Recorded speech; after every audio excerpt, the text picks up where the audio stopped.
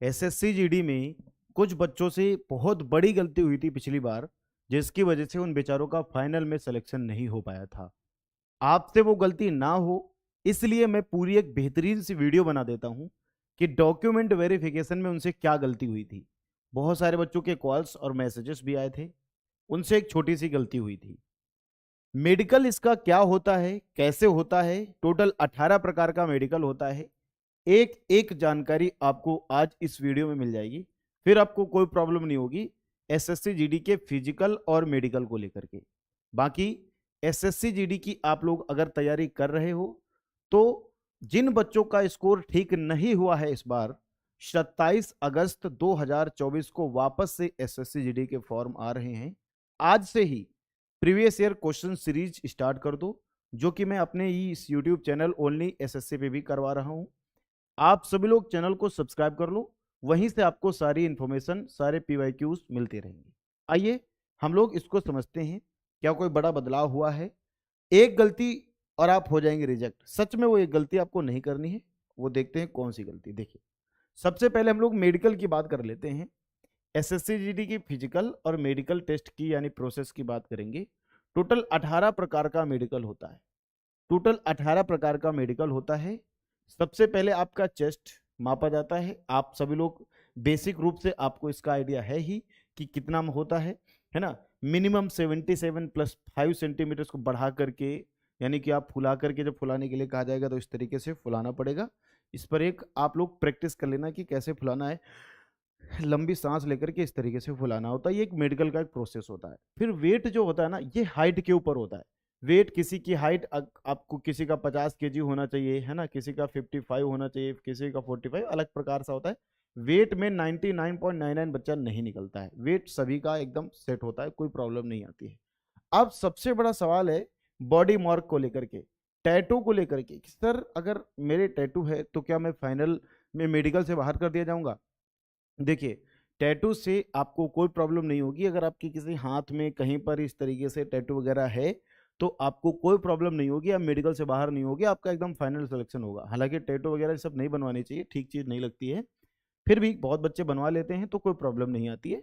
Tattoo वगैरह से मतलब ज़्यादा डीप में नहीं होना चाहिए कि आप पूरा गुदवा के बैठे हो। थोड़ा वो नाम वगैरह है तो चल जाता है, उतना इशू नहीं आता है, वो लोग वहीं पर डिसीजन लेते हैं।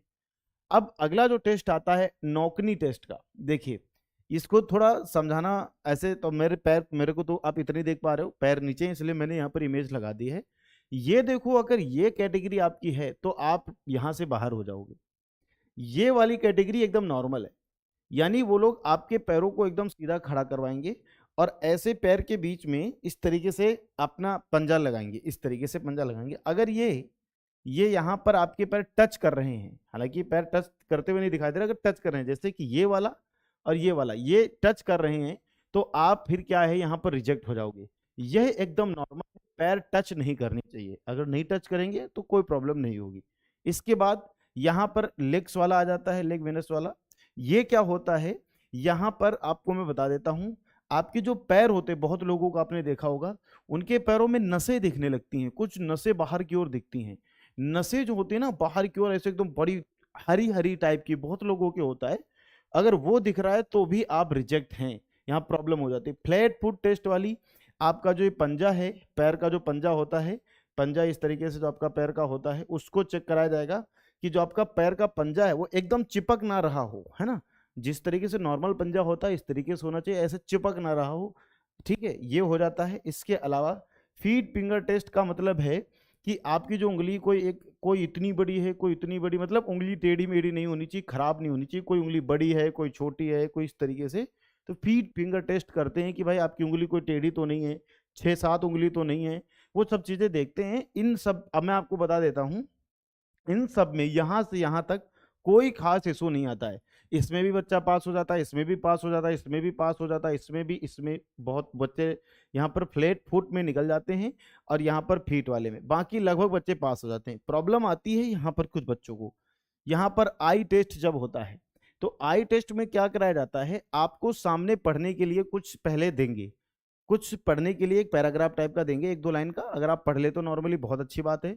फिर आपको इस यहाँ पर एक आंख ढक देंगे और कुछ पढ़वाएंगे। फिर एक आंख ढक देंगे, फिर कुछ पढ़वाएंगे, यानी चेक करते हैं कि दोनों आंख परफेक्ट हैं तो या नहीं। ऐसा तो नहीं कि आप एक ही आंख से पढ़ रहे हो। इसके अलावा आपका कलर विजन चेक किया जाता है, जैसे कि कलर विजन चेक किया जाएगा, कहीं आपको कलर ब्लाइंडनेस तो नहीं है, ये भी चेक किया जाएगा। इसके अलावा यहाँ पर ये नॉर्मल प्रोसेस आई का हो जाता है, सारी चीज़ें नॉर्मल तरीके से चेक की जाती हैं। अगर आपको आई में कोई प्रॉब्लम है, कोई चीज़ें हैं, तो आप डॉक्टर से कंसल्ट करके इसको ठीक तरीके से एक बार बात कर सकते हो। ईयर टेस्ट कराते हैं कि आपके कानों में कोई सूजन तो नहीं है, चेक करेंगे अच्छे तरीके से। ऐसा तो नहीं कि आपके कानों में बहुत ज़्यादा गंदगी है जिसकी वजह से वो लोग ठीक, अगर गंदगी वगैरह है भी तो भी आपको 1-2-3 महीने पहले ठीक कराना चाहिए कि वो एकदम सेट होना चाहिए। क्योंकि बहुत बच्चे क्या करते हैं कि जब मेडिकल होता है उसके 2-4 से 10 दिन पहले ही कराते हैं, जिसकी वजह से कुछ हल्की स्वेलिंग वगैरह कई कई बच्चों के आ जाती है, तो वहां पर भी दिक्कत हो जाती है। हालांकि री मेडिकल जब देते हैं तो री मेडिकल में ये चीज ठीक हो जाती है, लेकिन री मेडिकल लेना ही क्यों है, ये आपको पहले ही प्रोसेस ठीक करना है। नोज टेस्ट नॉर्मली होता है और टीथ टेस्ट। बहुत बच्चों के सर मेरे 28 दांत है, मेरे 32 दांत। अगर किसी भी बच्चे के 28 दांत हैं तो प्रॉब्लम नहीं है, वो सिलेक्टेड है। कि कोई कहता है मेरा हाथ दांत टेढ़ा है, मेरा कोई प्रॉब्लम नहीं है, 28 दांत हैं, ठीक है। और ये एक नेचुरल है, भगवान ने जैसा दांत बना दिया, जैसा बन गया बचपन में वो वैसा ही रहेगा, उसमें कोई प्रॉब्लम नहीं है। बस 28 दांत एटलीस्ट होने चाहिए, खा के पूरा खराब ना हो गया हो आपका दांत, उस तरीके से भी नहीं होना चाहिए। तो ये सारे टेस्ट आपको बॉडी मतलब पता चल गया। इसके बाद आपका ईसीजी होता है। ईसीजी होता है आपके दिल की धड़कन को मापा जाता है, चेस्ट को मापा जाता है, सारी चीज़ों को। ईसीजी इसलिए कराते हैं कि ये देखते हैं कि आप प्रॉपर तरीके से हार्ट बीट आपकी सही तरीके से काम कर रही है या नहीं कर रही है, इसमें कोई प्रॉब्लम तो नहीं है, चेस्ट में तो कोई प्रॉब्लम नहीं है। ब्लड प्रेशर मापा जाता है, 120/80 निकलना चाहिए नॉर्मल। बहुत बच्चे घबरा जाते हैं और घबराने की वजह से या तो उनका ब्लड प्रेशर हाई हो जाता है या तो बहुत ज़्यादा लो हो जाता है। तो आपको नॉर्मल रहना, ये एक नॉर्मल सा प्रोसेस है, ब्लड प्रेशर होगा। इसके अलावा आपका स्वीट पाम टेस्ट होगा, यानी कि आपके हाथों को चेक किया जाएगा, कहीं आपके हाथों में पसीना, बहुत सारे बच्चों के हाथों में पसीना आने लगता है जिसकी वजह से, तो कुछ नॉर्मली पेपर, टिश्यू पेपर या रुमाल वगैरह अपने साथ रखना, तो पोंछते रहना अगर पसीना वगैरह आता है तो। हर नॉर्मली देखते हैं इस तरीके से करके, है ना। अगर ऐसा कोई इशू आता है तो फिर दिक्कत है उसमें, इसलिए वो नॉर्मली तरीके से देखते हैं। तो आप लोग देखते रहना उसको और पोंछते रहना, इसमें कोई दिक्कत नहीं। पसीना वसीना नहीं आना चाहिए, ज़्यादातर बच्चों को नहीं होता है। इसके अलावा फुल बॉडी एक्सरे होता है। एक्सरे में कुछ नहीं, नॉर्मली देखते हैं कि कोई ऐसी हड्डी तो नहीं जो बहुत नॉर्मल, मतलब बहुत हाल फिलहाल में टूटी हो और वो ठीक से जुड़ी ना हो, तो आप रिजेक्ट कर दिए जाओगे। कोई ऐसी हड्डी तो नहीं बहुत ज़्यादा क्रैक कर गई हो, प्रॉब्लम हो गई, बहुत सारी चीज़ें होती हैं, वो चेक करते हैं। नॉर्मली आप एकदम सेट हो। कहीं बहुत बच्चे कहते सर मेरा ऑपरेशन हुआ था, मुझे तो नहीं बाहर निकाल देंगे। नहीं, ऑपरेशन में नहीं निकालते हैं बाहर में। ऑपरेशन में ये देखा भी जाता है कि भाई किस तरीके का ऑपरेशन हुआ था, कोई बॉडी का पार्ट तो नहीं गायब है, बॉडी का पार्ट के अलावा आपकी कोई हड्डी तो क्रैक नहीं, कुछ ऐसी चीज़ ना हो, प्रॉब्लम वहाँ पर नहीं होती है। इसके अलावा यहाँ प्राइवेट जांच होती है, इसमें बेसिक रूप से हाइड्रोसील की जांच की जाती है। वो सारी चीज़ों को, प्राइवेट पार्ट्स को ठीक तरीके से देखा जाता है। तो ये पूरा टेस्टिकल्स की जांच हो जाएगी, पूरा आपका मैंने मेडिकल का प्रोसेस समझा दिया। अब मैं आपको बता देता हूं कि डॉक्यूमेंट में आपको क्या एक गलती नहीं करनी है, वो सबसे पहले बता देता हूं। जो बच्चे यूआर कैटेगरी से आते हैं उनकी तो बात अलग है, उनके तो कोई इससे लेना देना नहीं। लेकिन जो बच्चे यहाँ पर ओबीसी कैटेगरी से आते हैं, एससी कैटेगरी से आते हैं, एसटी कैटेगरी से आते हैं, ईडब्ल्यूएस से होते हैं, इन बच्चों के पास जो कास्ट सर्टिफिकेट होना चाहिए, ये तो डोमिसाइल पे मैंने लगा दिया, ठीक है कोई बात नहीं। मैं यहाँ पर बात कर रहा हूँ कास्ट सर्टिफिकेट की। मैं किसकी बात कर रहा हूँ? मैं बात कर रहा हूँ यहाँ पर कास्ट सर्टिफिकेट जो होना चाहिए वह उनके पास लेटेस्ट अपडेटेड होना चाहिए, कम से कम। यहाँ पर साइन वाला नहीं चलेगा, यहाँ पर क्यूआर कोड वाला चलेगा, क्यूआर कोड वाला चलेगा। मैं आपको फिर एक बार बता देता हूँ, कई बच्चे क्या करते हैं कि नॉर्मली गांव में लेखपाल वगैरह से बनवा लेते हैं, ऑनलाइन नहीं करवाते हैं, जा करके बनवा लेते हैं। अब क्यूआर कोड वाला ही चलेगा। बहुत बच्चे इस बार, पिछली बार रिजेक्ट हुए थे, आसपास आपका कोई हो तो पूछना कि आप जब वहां देने गए थे मेडिकल वगैरह ये सब चीजें, डॉक्यूमेंट वेरिफिकेशन कराने, तो ऐसा कुछ हुआ था तो बताएगा कि बिल्कुल हुआ था, क्यूआर कोड वाले बच्चे बाहर। तो देखो, अगर आपने 10th पास किया है, यानी कि आपने पेपर जब फॉर्म भरा था तो सिर्फ 10th के लिए भरा था, तो आपको 10th की मार्कशीट ले जानी। अगर आपने 12th लिखा है कि भाई हाईली क्वालिफिकेशन आप 12th, तो आपको 12th की मार्कशीट भी ले जानी है। अगर गलती से आपने सोचा कि सर इसमें तो 10th की रिक्वायरमेंट है, हम 12th की मार्कशीट ना ले जाएं, तो 12th की नहीं ले गए तो आपको रिजेक्ट तुरंत कर दिया जाएगा कि भाई भरा क्यों था जब 12th की मार्कशीट नहीं है, तो भरते ही ना, इससे अच्छा। तो डोमिसाइल सर्टिफिकेट आपको लेके जाना पड़ेगा, यानी कि मूल निवास, कहाँ के रहने वाले हैं आप, मूल निवास, ये सब डॉक्यूमेंट आप बनवा लीजिएगा।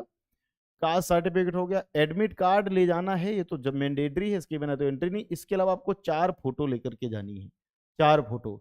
आईडी प्रूफ में आप कुछ भी हो, आधार हो, पैन नंबर हो, डीएल हो, वोटर आईडी कार्ड हो, कुछ भी हो, पर एक आईडी प्रूफ होना चाहिए। इसके अलावा मैं आपको बता दूं, जो पहले आपका क्या हो जाती, पहले आपकी दौड़ हो जाती, दौड़ के साथ ही आपका डॉक्यूमेंट वेरिफिकेशन यहाँ पर कई बार जीडी में हो जाता है। पहले दौड़ करा लेंगे, फिर कराएंगे आपका डॉक्यूमेंट वेरिफिकेशन, ठीक है, फिर कराएंगे आपका डॉक्यूमेंट वेरिफिकेशन। तो आप देख सकते हो यहाँ पर इस तरीके से होता है, मेडिकल बता दिया, डॉक्यूमेंट वेरिफिकेशन बता दिया। अब किसी भी बच्चे का कोई डाउट है, कोई प्रश्न है, तो नीचे कमेंट बॉक्स में वो कमेंट जरूर कर सकता है, मैं उसको जवाब आराम से यहाँ पर एसएससी जीडी से रिलेटेड दे दूंगा। ओनली एसएससी, इस चैनल को आप सभी लोग सब्सक्राइब कर लेना। जो भी बच्चे नई एसएससी की तैयारी कर रहे हैं, उन बच्चों को मैं बता दूं, सभी एसएससी एग्जाम्स के लिए मैं आप सभी लोगों के लिए एक पॉलिटी की बहुत ही बेहतरीन शानदार सी क्लास लेकर के आ रहा हूं, जो सभी एग्जाम्स के लिए इंपॉर्टेंट है, जिसमें अनुच्छेद 1 से अनुच्छेद 395 तक मैं करवाऊंगा। किसी भी एग्जाम की आप तैयारी कर रहे हो, एसएससी जीडी की अगर आप तैयारी कर रहे हो, तो एसएससी की 27 अगस्त को वैकेंसी आ रही है, नई वाली एसएससी जीडी की, है ना। आप सभी लोग इसमें जीडी भी ऐड कर लेना, क्योंकि इसकी जीके जो होती है बड़ी धमाकेदार आती है। अगर आप इसकी जीके पढ़ोगे तो सीजीएल, सीपीओ, सीएसएल किसी भी एग्जाम की तैयारी कर सकते हो। प्रैक्टिस सेट 1 इसी चैनल पे मैं स्टार्ट करने जा रहा हूँ, आप सभी लोग सब्सक्राइब कर सकते हो। मैं ऐसे नहीं बोलता हूँ, एसएससी फाउंडेशन या एसएससी जीडी हो गया या 12 घंटे के सेशंस हो गए, इन सभी में मैं पढ़ा चुका हूँ बहुत अच्छे तरीके से। लाखों बच्चों ने देखा है, लाखों बच्चे सेलेक्ट हुए हैं, आप यहाँ पर देख सकते हो। 12-12 घंटे की मैंने यहाँ पर क्लासेस ली है, तो बहुत बच्चे सेलेक्ट भी हुए हैं। तो आप सभी लोग चैनल को सब्सक्राइब जरूर कर लीजिएगा अगर नहीं किया है ना। ऐसा नहीं है कि मैं ये बात नॉर्मली बोल रहा हूँ, बहुत सालों का एक्सपीरियंस है मुझे पढ़ाने का। एग्जामपुर अनअकैडमी जैसे सब बड़ी कंपनियों में मैं पढ़ा चुका हूँ। अभी मैं ओनली एसएससी अपना चैनल चलाने की कोशिश कर रहा हूं, तो आप सभी लोग इस पर सपोर्ट करेंगे तो मैं एसएससी का पूरा, क्योंकि मुझे एसएससी का ही अनुभव है, तो मैं पूरा एसएससी का बेहतरीन से बेहतरीन कंटेंट आपको प्रोवाइड कराऊंगा। किसी भी प्रकार के आप कमेंट, किसी भी प्रकार का कोई टॉपिक पढ़ना चाहते हो, किसी भी चीज से आप प्रॉब्लम है, कुछ भी है, आप कमेंट करना। और इस क्लास की जो पीडीएफ है, नीचे दिए गए डिस्क्रिप्शन बॉक्स में टेलीग्राम मिल जाएगा, व्हाट्सएप का, कम्युनिटी का, इसके अलावा टेलीग्राम का आप ज्वाइन कर लेना, वहां पर इसकी क्लास खत्म होने के बाद मैं पीडीएफ अपलोड कर दूंगा। ठीक है भैया, धन्यवाद आप सभी प्यारे बच्चों का। नमस्कार, जय हिंद।